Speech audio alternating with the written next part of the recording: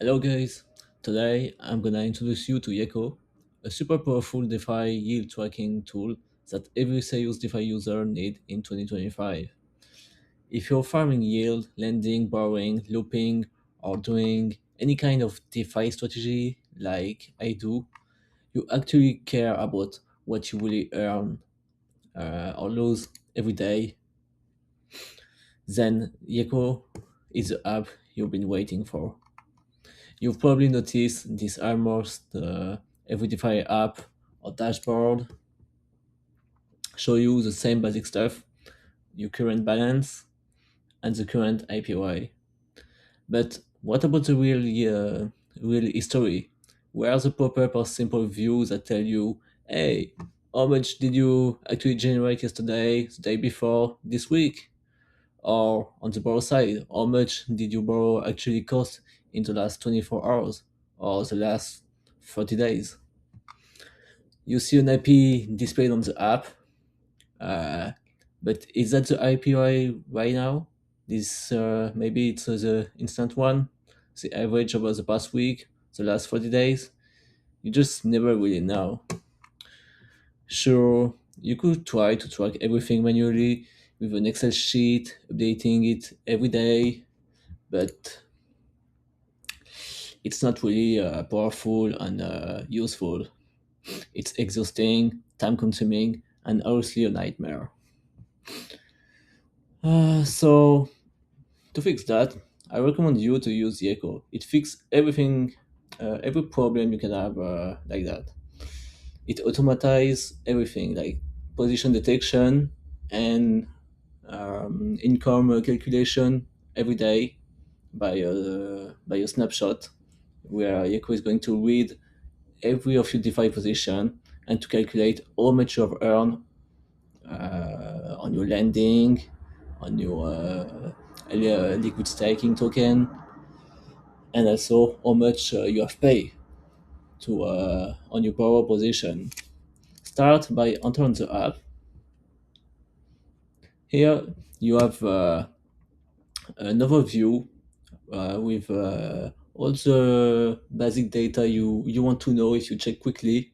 I mean, how much Yecho is currently monitored on your portfolio, how much different position Yecho is monitoring, the 24-hour earning in USD, the same for the last 30 days, and a timer to show you in how much time the next snapshot is going to occur. Here you have a simple graph to show you the last 7-day earning in USD, and here the your last earning on the last 24 hours. So every day at 22 UTC time, you're going to have a new snapshot, and it's going to show you the last data on the last 24 hours. So all you can see, I have a lot of position because I'm currently trying to put some money on a few app and see how much is ever it ever if how much is how it's evolving, like what app is the best for to get the best IPY. It's not the best section of Yecho. The one is more useful for you user if you want to make comparison on different protocol, different position, see if you borrow it's your looping strategy with lending and borrow position is efficient. You should go to yield tracking. This section is going to show you um, how much you have generated with an history in the last week, last month, last 3 months, 1 year, on different time frame. So, for example, if I let me just into, explain you what is the position selector. Position selector have two tab: active and inactive. Active, it reflects you your current position. If you can see, I have a lending position with 1,000 USDC on Aave and a borrow of 500 Yecho, and same in a lending. It just reflects that my current position, my two current position in lending in half, and my borrow. And the inactive tab, it's your old position. Like in the past, I was having money on the Angle protocol, but I no longer have a position on Angle. So you still have access to the data, but of course it's not updating anymore because I don't have any USDI anymore. So let me show you for what's how it's look for active position. For example, on Avantis, so you can see every day I have a new point, and it shows me how much for my 43 4500 is generating. And you can see every day I make around an average of 1.44 USDC. So average yield is the average of data. It calculates the average on what is displaying right now. So if I change 1 week, anyway, it's updating. You can also display this data in USD. It's more it's more useful if you have do I have yeah, I have a Ethereum position here. So you see, I can see how much I generate every day with this origin position. But if I want to see in USD, okay, I can see it. I can convert it in USD. That's really, it's a good feature. And the best part is to compare position. You can see I have a lot of position with around 1000 USDC. That's because I deposit on few one and I want to make comparison. For example, your protocol, Summerfy, and you can see Yo, it's more efficient. I Summerfy, and they have the pretty same movement, but Yo is definitely better. If I see the average on Yo, I make 0.2 USDC, and in Summer 5, it's like 50% different. So yeah, you can stack different position on the graph, see which one is more efficient. I don't have any borrow right now because I just deposit on after day, but it's older data. Yeah, it's from November. But when I'm going to wait 1 week, and I'm going to show you on Twitter how much I have, if it's really profitable to just deposit on half some USDC, borrow it for 2.56 APY, and would deposit it. It's probably I'm probably going to be profitable, but for how much?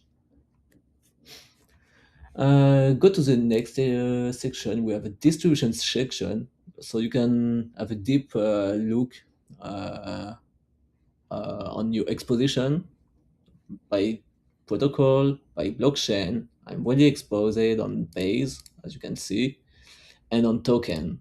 Here, my main exposition is in USDC.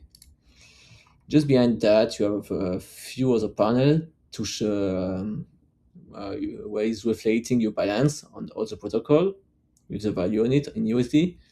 And the yield distribution panel, it shows you how much you have generate on every protocol. So Aventis it's a good one, but I have, if you see my balance on Aventis, it's like one of my biggest ones, so that makes sense too. You can see also your every another panel will show you your different token, and it's classified by the amount, the more bigger you have to the more lower, but not convert in USD. Maybe I should for Ethereum. I just think about that. And you have another section with your borrow. Of course, your borrow is deducted here. As you can see, it calculates how much I have lend and borrow, and it makes a difference to not reflect and to not count the borrow in a value for my portfolio. Also, if you want, if you want to use hardware wallet, a cold wallet, and you don't want to connect it every time to the platform, you can simply use a dump wallet, an empty wallet, fresh wallet, without anything on it. Go to the settings section, put the address of your cold wallet here, update it, and Yecho is going to start the tracking on the one address you will fill here. I personally use that for several wallets. No, Yecho it's a self-made project. Like we're not financed by anyone, so we don't support every protocol right now, but we support a large amount of the main protocol of the DeFi, 44 for the moment. You have all the list here, and you have also the detail of what blockchain and token we support per protocol. So for example, on Spark, you can see on Ethereum we support 12 token, and another blockchain less. Same for Aave. We don't support every blockchain of Aave, but we support the main one. And for some protocol, we have a lot of market.